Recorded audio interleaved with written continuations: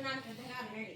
పూర్వం ఉల్కాముకుండు అనేటువంటి ఒక రాజు ఉండేవాడు. ఆ రాజు ఇంద్రియంలో జయించినవాడు, సత్యవంతుడు. మరియు అతనికి ఒక అలవాటు ఉండేదట. ప్రతిరోజు దేవాలయానికి వెళ్ళడం, ఆ దేవాలయం లోపల నుండి వచ్చేటప్పుడు వెళ్ళేటప్పుడు దారిలో ఎవరైనా బ్రాహ్మణులు కనిపిస్తే వాళ్ళకి దాన ధర్మాలు చేస్తూ వెళ్ళడం అనేటువంటిది ఆ రాజుగారికి ఉండేటువంటి విశిష్టమైనటువంటి లక్షణం. అయితే అతని భార్య చాలా సౌందర్యవతి, మంచి గుణవతి, శీలవతి. తర్వాత ఆ ఇద్దరు భార్య భర్తలట వాళ్ళ సంతానం కోసమని భద్రశీల నది తీరంలో కూర్చొని సత్యనారాయణ స్వామి యొక్క వ్రతాన్ని ఆచరిస్తూ ఉన్నాడు. ఆ రాజు ఆ విధంగా వ్రతం చేయుచుండగా ఒక వైశ్యుడు ఆ పడవ లోపల వ్యాపార నిమిత్తం బయలుదేరుతూ వెళ్ళగా ఆ రాజుగారు అక్కడేమో కార్యక్రమం చేస్తున్నారు, మరి రాజుగారు ఇక్కడ ఏం చేస్తున్నారయా అని చెప్పి ఆ సామాన్లతో ఉన్నటువంటి పడవను ఆ పక్కకు పట్టించేసి ఆ రాజుగారి దగ్గరికి వచ్చి ఆ వ్రతం అంతా చూశాడు. వ్రతం చూసినంతసేపు ఏమీ మాట్లాడలేదు. వ్రతం అంతా అయిపోయిన తర్వాత ఆ రాజుగారి దగ్గరికి వెళ్ళి, నువ్వు ఇప్పటిదాకా చేసినటువంటి వ్రతం ఏమిటయ్యా, అసలు ఈ వ్రతం చేస్తే ఏ ఫలితం వస్తుంది, మరి ఎందుకోసమని మీరు నదీ తీరంలో కూర్చొని వ్రతం చేస్తున్నారు అని చెప్పి సెలవిచ్చారు. ఆ నదీ తీరంలో కూర్చొని చేయడమని కాదు, ఈ వ్రతం ఎక్కడ చేసినా ఫలితం అనేటువంటిది చాలా గొప్పగా ఉంటుంది, విశేషమైన ఫలితం అనేటువంటిది వస్తుంది. నేను పుత్రులను పొందడం కోసమే ఈ వ్రతం అనేటువంటి చేస్తున్నానయ్యా అని చెప్పి ఆ రాజుగారు ఆ వైశ్యుడికి చెప్పాడు. చాలా సంవత్సరాలు అవుతుంది, మరి నాకు కూడా వివాహం అయింది, కానీ ఎన్నో ఏళ్ళు గడిచిపోయింది, మరి నాకు సంతానం అనేటువంటిది కలగలేదు, మరి నేను కూడా వ్రతం చేస్తే నాకు సంతానం కలుగుతుందా?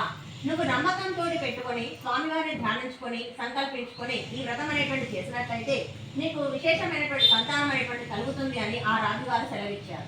ఆ మాటలు విన్నటువంటి ఆ వైశ్యుడు అక్కడికి ఆ తీర్థప్రసాదం అనేటువంటి స్వీకరించి స్వామి గారికి నమస్కారం చేసుకొని అక్కడి నుంచి బయలుదేరి వెళ్ళాడు. కానీ వ్యాపారం అయిపోయిన తర్వాత ఇంటికి వచ్చే క్రమం లోపల తన భార్యతోటి ఇంటికి రాగానే మాట్లాడుతున్నాడు.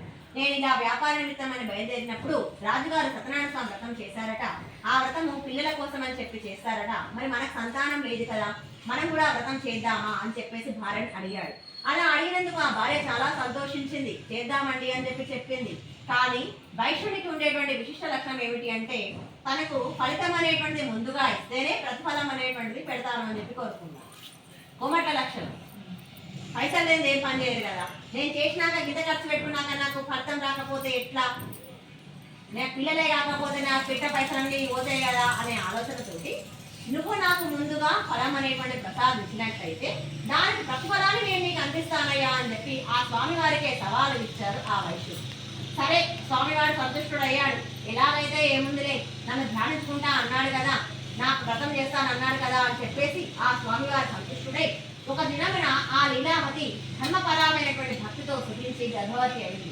9వ మాసం లోపల అందమైనటువంటి ఒక అమ్మాయికి జన్మనిచ్చింది. ఆమె పేరు కళావతి అని పేరు పెట్టి అల్లారు ముద్దుగా పెంచుకుంటూ వచ్చారు. ఆ కళావతి ఎలా పెరుగుతుందట అంటే శుక్లపక్ష చంద్రుడి వలె పెరుగుతుంది. శుక్లపక్ష చంద్రుడు అంటే పౌర్ణమి నాడు వచ్చేటువంటి చంద్రుడితో సమానం.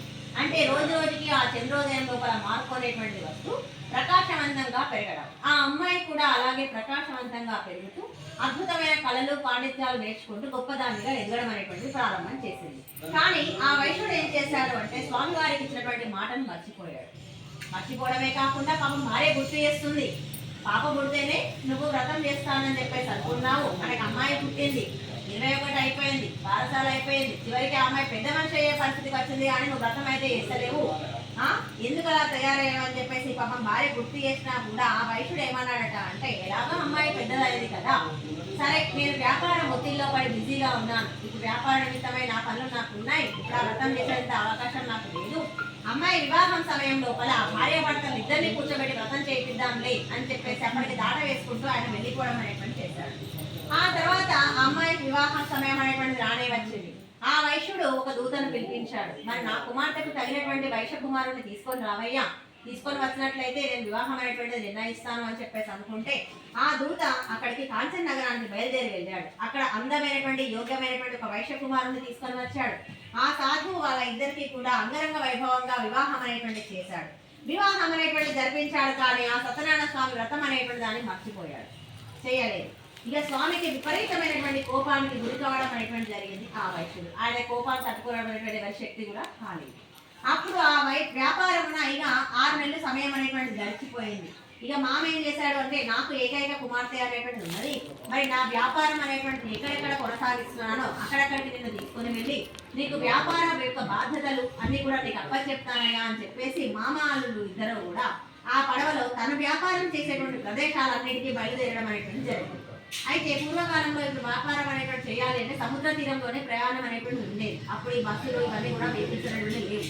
కాబట్టి ఆ సముద్రంలో ప్రయాణం చేయడానికి కావాల్సినటువంటి సామాన్లన్నీ పట్టుకొని వాళ్ళు 6 నెలల వరకు ఉంటే మళ్ళీ 6 నెలల వరకు వ్యాపారం చేసుకొని వచ్చేటవాళ్ళు.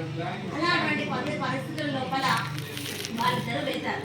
అలా వెళ్ళేటప్పుడు అనుకోకుండా ఆయన సత్యనారాయణ స్వామి మహిమలు ఇక్కడ వాళ్ళ పాపం స్టార్ట్ అయిపోవడం జరుగుతుంది. వాళ్ళు రత్నసానుపురం అనేటువంటి ఒక ప్రాంతానికి చేరుకునేటువంటి పడవకు చేరుకునేటువంటి క్రమం లోపల ఆ రత్నసానుపురాన్ని పరిపాలిస్తున్నటువంటి రాజు ఎవరు అంటే చంద్రకేతుడు. ఆ రోజు ముందు రోజు నాడే ఆ చంద్రకేతు మహారాజు యొక్క ధనాగారం నుండి, ధనాగారం అంటే డబ్బు పెట్టుకునేటువంటి రూము నుండి ఆ ధనమంతా కూడా దొంగలు పడి అపహరించుకొని బస్తాలలో నింపుకొని ఒక పడవలో వేసుకొని వాళ్ళు వెళ్తూ ఉన్నారు. అయితే ఇక్కడ ఏమైంది అంటే వాళ్ళు రాజభట్లు తరుగుతూ ఉన్నారట.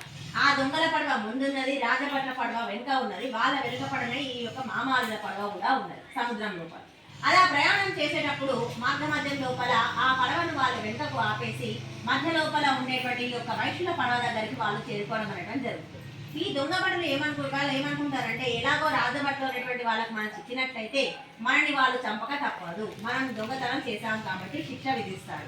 ఆ శిక్ష నుండి మనం తప్పించుకోవాలి అని అంటే ఈ డబ్బు ఉన్నటువంటి సంచులన్నీ కూడా ఇగో ఈ బస్తాలు బాగున్నాయి, వీళ్ళ పడవలనే వారిపోదామని చెప్పేసి ఆ డబ్బులు ఉన్నటువంటి ఆ సంచులన్నీ కూడా వీళ్ళ వర్తకులు వ్యాపారం చేసుకోవడానికి బయలుదేరినటువంటి మామాలుల పడవ లోపల పడవేసి వాళ్ళు అక్కడ నుండి వెళ్ళిపోవడం అనేటువంటి చేస్తారు. అయితే ఈ భటులకి ఆ ధనమంతా కూడా ఆ మామాలుల పడవ లోపల దొరకడం వలన వీళ్ళ ఇద్దరిని కూడా దొంగలుగా భావించి ఆ రాజభట్లు ఏం చేస్తారు అంటే ఈ యొక్క ఇద్దరిని కూడా ఆ యొక్క రాజుగారి దగ్గరికి తీసుకొని వెళ్ళి వాళ్ళ దగ్గర నిలబెడతారు. అలా రాజభట్లు ఆ యొక్క ప్రభు వీళ్ళిద్దరిని కూడా తీసుకువెళ్ళి ప్రభు ధనముతో కూడా చోరులను తీసుకొని వచ్చామయ్యా, వీళ్ళకి తగిన శిక్ష విధించండి అని చెప్పి సెలవిస్తారు. అప్పుడు ఆ రాజు ఏమి కూడా ఆలోచన చేయకుండా వీళ్ళిద్దరిని తీసుకొని వెళ్ళి కారాగార గృహంలో బంధించండి అని చెప్పేసి ఆజ్ఞలు జారీ చేస్తారు. ఎంత ప్రార్థించినా వారి మాట వినేవారు ఎవరు కూడా ఉన్నారు. ఆ చంద్రకేత మహారాజు వైష్ణవ పడవంతా ఉన్న ధనమంతా కూడా తీసుకొని తన ఘరాహారంలో పెట్టుకుంటాడు.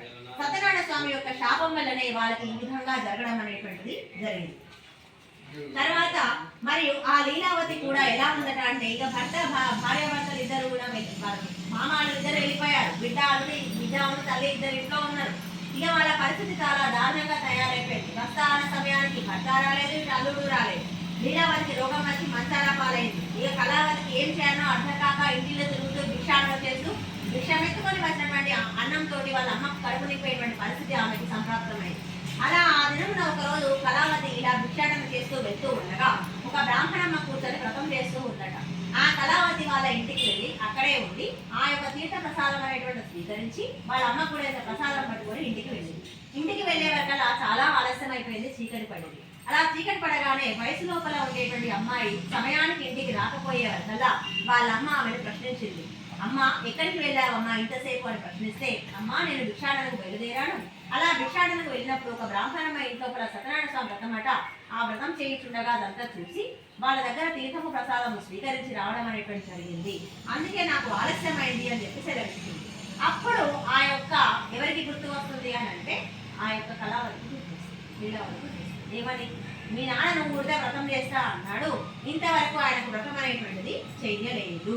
ఆ వైష్ణవి భార్య అయినటువంటి లీలావతి ఏం చేస్తుందట అంటే మనసులో కూడా ధ్యానం చేసుకొని తన భర్త దగ్గర లేకపోయినా కూడా ఆయన వంతుగా ఒక వస్త్రాన్ని దగ్గర పెట్టుకొని ఆ వ్రతం అనేటువంటిది నిర్వర్తిస్తాను, నా భర్త నా యొక్క అల్లుడు ఇద్దరు క్షేమంగా ఇల్లు చేరాలి అని చెప్పేసి ప్రార్థన చేయడం అనేటువంటిది ప్రారంభం చేసింది.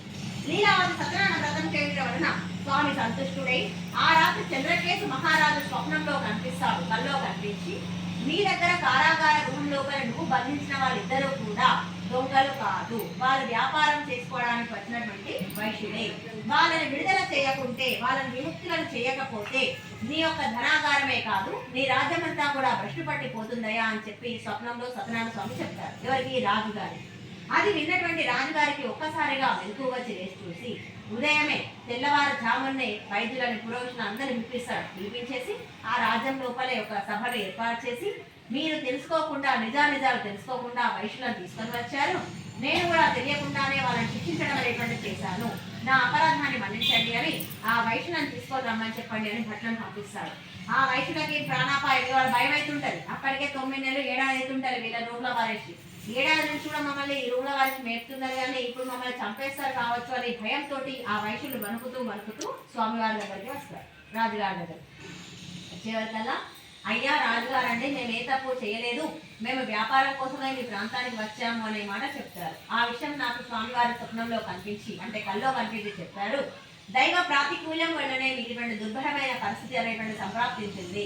అంటే దేవునికి చేస్తాను అన్నటువంటి కార్యక్రమాన్ని ఎవరైతే చేయకుండా దాన్ని ఆపివేస్తారో వాటికి ఇటువంటి సమస్యలు అనేటువంటి ఉత్పన్నం అవుతాయి అనే విషయాన్ని ఆయన చెప్పి వాళ్ళ క్షురాధికములు అంటే అప్పటికే ఏడాది నుంచి మొత్తం గడ్డాలు మీసాలు విరిగి సన్యాసులాగా తయారయ్యారు. వాళ్ళందరికీ మంచిగా నీట్గా కటింగ్ అవి చేయించి నూతన వస్త్రాలు ఇచ్చి వాళ్ళ దగ్గర తీసుకున్నటువంటి డబ్బుకు రెట్టింపు డబ్బు కూడా వాళ్ళకి ఇచ్చి వాళ్ళని సంతృష్టిగా ఇక్కడికి పంపించండి, ఇక మీరు ఇక్కడ నుంచి వెళ్ళిపోండి అని చెప్పి సెలవిస్తారు. బోలో రమాసహిత సత్యనారాయణ మహారాజ్కి జై.